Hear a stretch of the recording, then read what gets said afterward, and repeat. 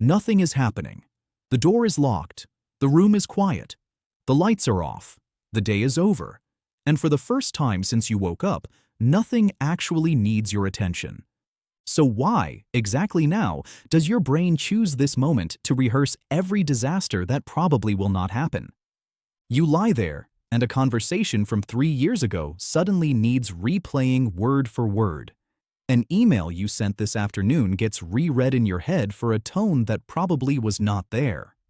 A meeting that has not even happened yet gets rehearsed twice, then 3 times, each version somehow worse than the last. Your body is exhausted. Your mind is wide awake. An ancient night watchman standing guard over nothing in particular. Here is the first thing worth knowing. This is not problem solving, even though it feels exactly like it. Psychologist Susan Nolan Hoeksema spent much of her career studying this pattern, known as rumination. Problem solving moves toward an answer. It gathers information, makes a decision, or identifies a next step. Rumination only loops. It replays the same scene from slightly different angles while creating the feeling that something useful is happening. You are not fixing the conversation. You are recasting it. You are not preparing for tomorrow. You are repeatedly asking how tomorrow might go wrong. That is why 1 hour of overthinking can feel mentally exhausting while producing absolutely nothing you can use in the morning. So why does the brain keep looping instead of simply stopping? Imagine sleeping near a small fire thousands of years ago. A rustle in the dark might be harmless, or it might not. Waking up for nothing cost a little sleep. Ignoring a real threat could cost everything. Evolutionary psychiatrist Randolph Nesse describes this kind of system with the smoke detector principle. A smoke detector that occasionally screams at burnt toast is annoying. A smoke detector that stays silent during a real fire is useless. So protective systems are often designed to be cautious, not perfectly accurate. That makes sense in a dangerous environment. But your modern alarm system does not always know what to do with a locked bedroom, an unfinished email, and a message that says, "Can we talk tomorrow?" Your ancestor heard a branch snap. You saw your boss type 3 dots, then stop. Different signal. Same alarm. During the day, that alarm has competition. Messages arrive, people speak, traffic moves, work demands answers. Your attention is constantly pulled outward. At night, the competition disappears. The room becomes quiet, but the unfinished material inside your head does not. The thought that was 10th in line at noon can suddenly become the loudest thing in the room at midnight. And there is another reason it becomes harder to argue with that thought. You are tired. Your prefrontal cortex helps you keep things in perspective and regulate emotional reactions. Your amygdala is part of the system that notices possible danger. In a well-known sleep deprivation study, Matthew Walker and his colleagues found that after severe sleep loss, emotional reactions became stronger, while communication between the amygdala and prefrontal regions became weaker. That study used much more sleep deprivation than an ordinary tired evening. But the basic lesson is useful. The less rested you are, the harder it can become to put emotional thoughts back into proportion. The voice saying, "This is probably manageable," gets quieter. The voice saying, "But what if everything collapses?" finds a microphone. Then modern life adds open loops. An unanswered email.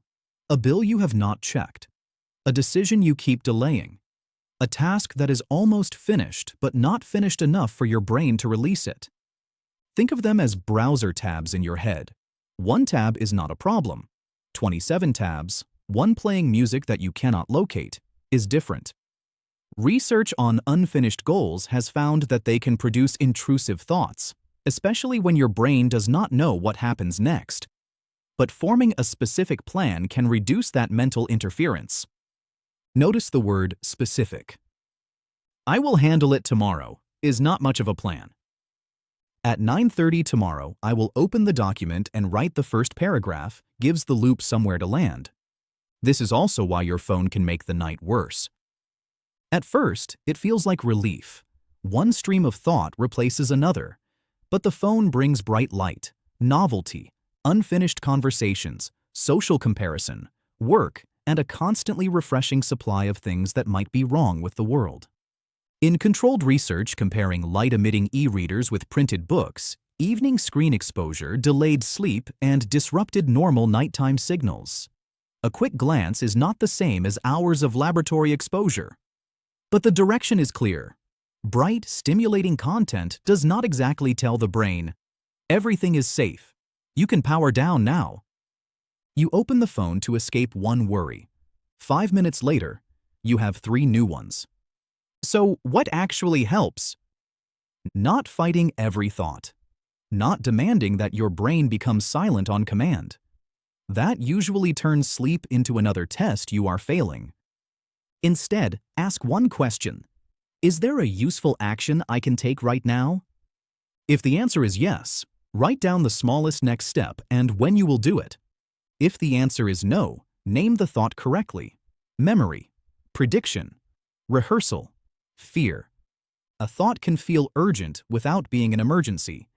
In a small laboratory study led by sleep researcher Michael Scullin, people who spent 5 minutes writing a specific to-do list before bed fell asleep faster on average than people who wrote about tasks they had already completed.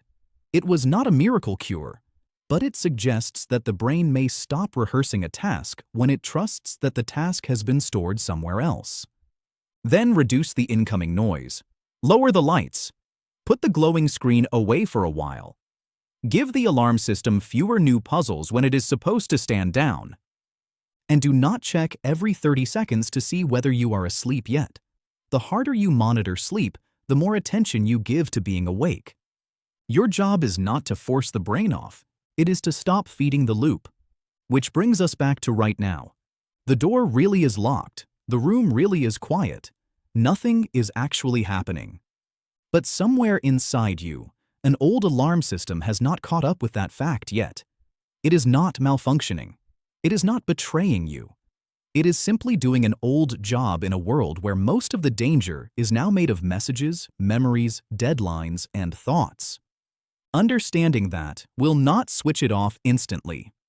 Biology rarely works that fast. But it changes what you are arguing with at 1 in the morning. Not a personal failure, not a flaw in your character.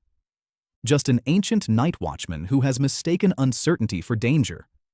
What thought does your brain always save for bedtime? Tell us in the comments. Subscribe to Ancient Brain Lab to understand why your modern mind still acts prehistoric. Nothing is happening. The door is locked. The room is quiet. And maybe, tonight, the night watchman can finally stand down.